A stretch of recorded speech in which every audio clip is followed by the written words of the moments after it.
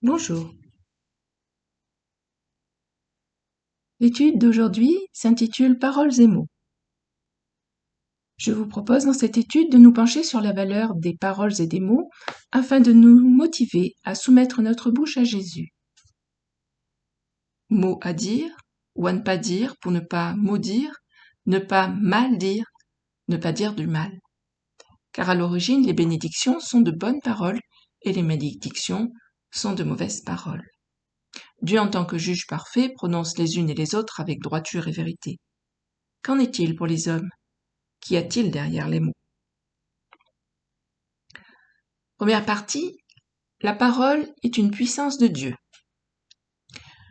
La parole de Dieu est une puissance créatrice. 2 Pierre 3,5. Ils veulent ignorer en effet que des eaux existèrent autrefois par la parole de Dieu, de même qu'une terre tirée de l'eau est formée au moyen de l'eau. La puissance de Dieu s'exprime par sa parole. Il dit et la chose est, vient à exister ou produit, comme on le lit dans le premier chapitre de la Genèse. De même, lorsque Dieu nomme, il crée une nouvelle réalité, attribue une fonction, un rôle particulier et ouvre une perspective d'avenir. Prenons quelques exemples. Genèse 17, verset 5.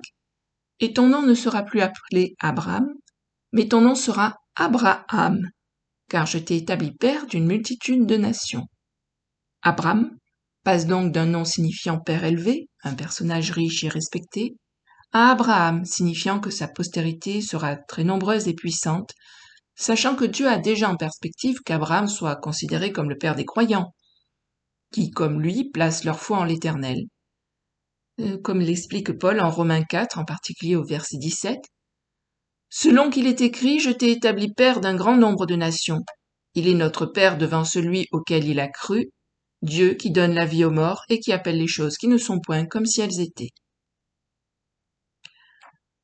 Un autre exemple, en Genèse 32, verset 28, il dit encore, « Ton nom ne sera plus Jacob, mais tu seras appelé Israël, car tu as lutté avec Dieu et avec les hommes, et tu as été vainqueur. » Ainsi, le fils d'Isaac passe d'un nom annonçant sa destinée de prendre la place, d'évincer, Jacob signifiant supplanteur, à un nom le liant fortement à Dieu, comme faisant de lui son prince vainqueur. Israël signifiant prince de Dieu, ou vainqueur de Dieu, ou Dieu vainque. Encore un exemple, Ésaïe 7, verset 14. « C'est pourquoi le Seigneur lui-même vous donnera un signe, voici la jeune fille deviendra enceinte, elle enfantera un fils et elle lui donnera le nom d'Emmanuel. » L'homme ici est ainsi désigné comme Emmanuel, c'est-à-dire Dieu avec nous, ce qui affirme la divinité de Jésus, de même qu'en Ésaïe 9, versets 5 et 6, où le passage nous décrit l'aboutissement de son œuvre et de sa gloire, et lui donne de nombreux noms. Car un enfant nous est né, un fils nous est donné, et la domination reposera sur son épaule. On l'appellera admirable, conseiller, Dieu puissant, Père éternel, prince de la paix. Donné à l'empire de l'accroissement et une paix sans fin au trône de David et à son royaume, l'affermir et le soutenir par le droit et par la justice, dès maintenant et à toujours. Voilà ce que fera le zèle de l'Éternel des armées. Ensuite, la parole de Dieu est une puissance de guérison et de vie. Luc 7, verset 7. « Mais dis un mot et mon serviteur sera guéri. » Le centenier a foi en la puissance et l'autorité divine de Jésus, ne requérant qu'un mot pour obtenir un miracle. Cette puissance contenue dans la parole de Jésus se manifeste merveilleusement encore lorsqu'il ressuscite Lazare en l'appelant hors du tombeau. « Lazare, sort !»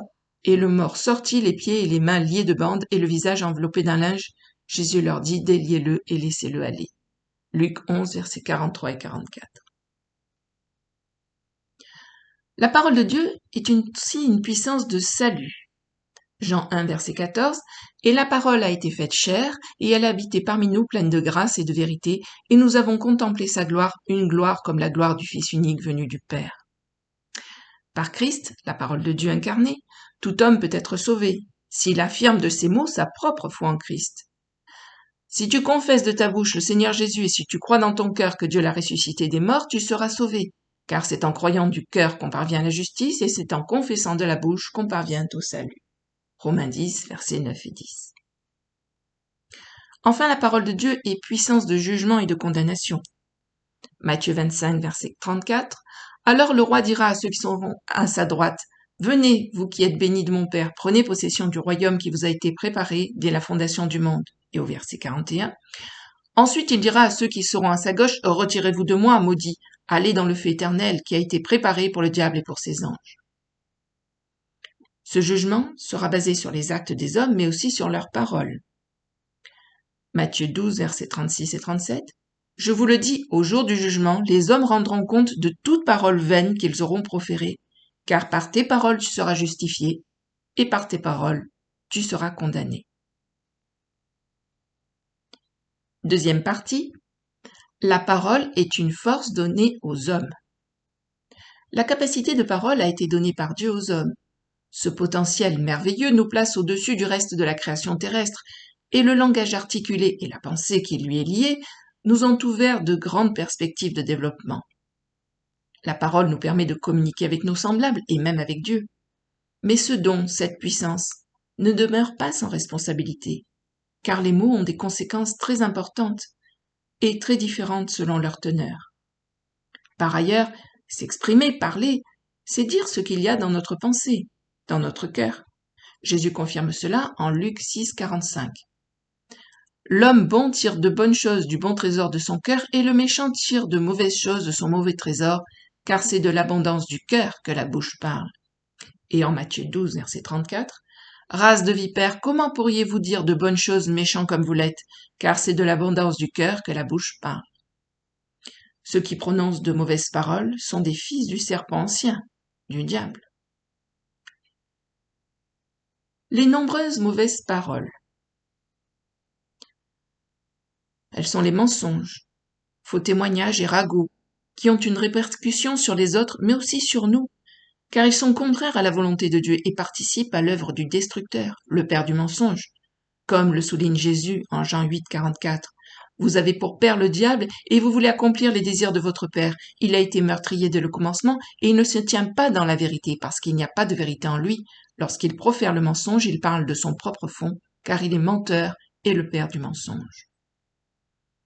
Parce que le mensonge sème la méfiance et la haine, Dieu ordonne en Lévitique 19, verset 11, « Vous ne déroberez point et vous n'userez ni de mensonges ni de tromperies les uns envers les autres. » Parce que la médisance et le faux témoignage salissent la réputation et peuvent entraîner de graves dommages et même la mort de leurs victimes, Dieu prescrit, en Exode 23, verset 1, « Tu ne répandras point de faux bruit, tu ne te joindras point aux méchants pour faire un faux témoignage. » En Deutéronome 5, verset 20, « Tu ne porteras point de faux témoignage contre ton prochain. » En Deutéronome 19, versets 16 à 19, « Lorsqu'un faux témoin s'élèvera contre quelqu'un pour l'accuser d'un crime, les deux hommes en contestation comparaîtront devant l'Éternel, devant les sacrificateurs et les juges alors en fonction.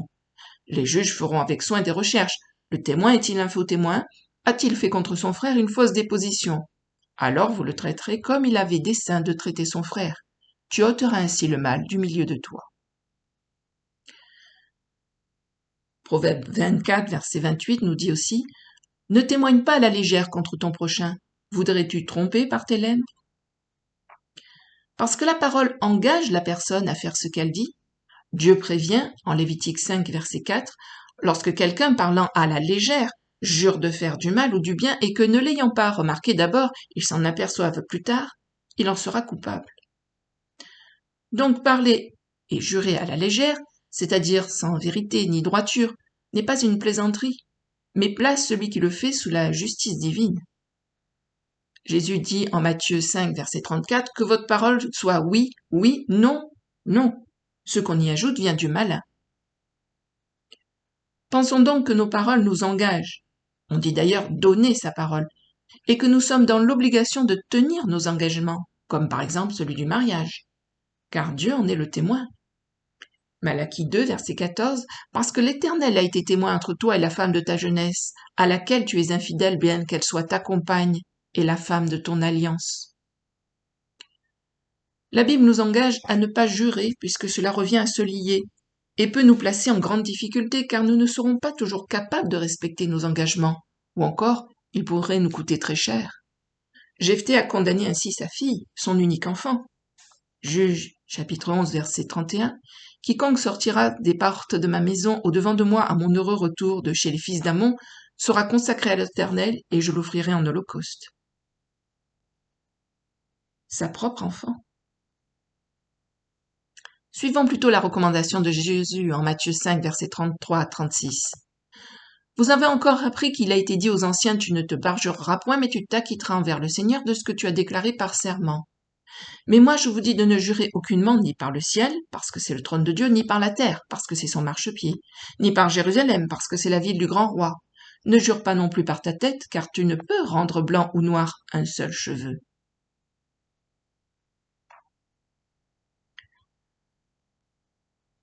Les grossièretés, les grivoiseries, les insultes et les blasphèmes sont également condamnés, car provenant de la même source et menant à la condamnation. Paul conseille en Éphésiens 5, verset 4, qu'on n'entende ni paroles déshonnêtes, ni propos insensés, ni plaisanteries, choses qui sont contraires à la bienséance, qu'on entende plutôt des actions de grâce. Jude 9 et 10 nous montrent en exemple que notre comportement et nos paroles doivent rester respectueux et dignes, quelles que soient les circonstances ou les personnes à qui nous avons affaire, et ne pas suivre la voie des pécheurs. Or, l'archange Michel, lorsqu'il contestait avec le diable et lui disputait le corps de Moïse, n'osa pas porter contre lui un jugement injurieux, mais il dit que le Seigneur te réprime. Eux, au contraire, ils parlent d'une manière injurieuse de ce qu'ils ignorent, et ils se corrompent dans ce qu'ils savent naturellement comme les brutes. Les injures ne servent qu'à abaisser ceux qui s'y livrent, à les mener sur le terrain de l'ennemi. Elles ne soulagent en rien et n'apportent aucune solution au problème. Laissons le jugement à Dieu et gardons nos lèvres de toute souillure. Les mots liés à un vocabulaire particulier. L'univers de la sorcellerie, les expressions comme charmer, enchanter, c'est magique. Formules et incantations passées dans le langage courant comme abracadabra. Les noms liés à l'ennemi, aux idoles, aux faux dieux, aux fausses religions. Zen, Allah, Partoutatis. Et les expressions malvenues dans la bouche d'une personne qui confesse Jésus comme son sauveur. Je parie, j'adore, je suis Charlie. Sont aussi condamnables. Exode 23, verset 13, « Vous observerez tout ce que je vous ai dit, et vous ne prononcerez point le nom d'autre Dieu, qu'on ne l'entende point sortir de votre bouche. » Cet avertissement est lié aux conséquences d'une telle conduite. Dire le nom des idoles, c'est les invoquer, c'est leur accorder une importance, une place dans nos pensées. Deutéronome 5, verset 11, « Tu ne prendras point le nom de l'Éternel ton Dieu en vain, car l'Éternel ne laissera point impuni celui qui prendra son nom en vain. » Cet avertissement, déjà donné en Exode 20, verset 7, est à prendre très au sérieux. L'expression « en vain » correspond au mot hébreu « shav », vide, vanité, mensonge, fausseté, conduite indigne. Prendre le nom de Dieu en vain est interdit, car on ne peut pas s'en servir pour mentir, jurer et faussement, puisque cela revient à jeter de l'ombre sur lui, à mêler son nom à une œuvre mauvaise. Lévitique 19, verset 12. Vous ne jurerez point faussement par mon nom, car tu profanerais le nom de ton Dieu, je suis l'Éternel. Enfin, les paroles négatives, les plaintes, ceux qui expriment par exemple le manque de foi, je n'y arriverai pas, ceux qui déprécient comme quel minable, il est nul, il pleut encore. Car toutes ces paroles ont des conséquences. Toutes nos paroles ont des conséquences physiques, morales, psychiques et spirituelles. En effet, tout est lié, le corps, l'âme et l'esprit, mais aussi le monde matériel et le monde spirituel. N'oublions pas que nos actes et nos paroles ont aussi des conséquences spirituelles. Malédictions et paroles en l'air ont des répercussions fâcheuses. C'est ce que nous verrons dans la suite de cette étude. À bientôt. Merci. Au revoir.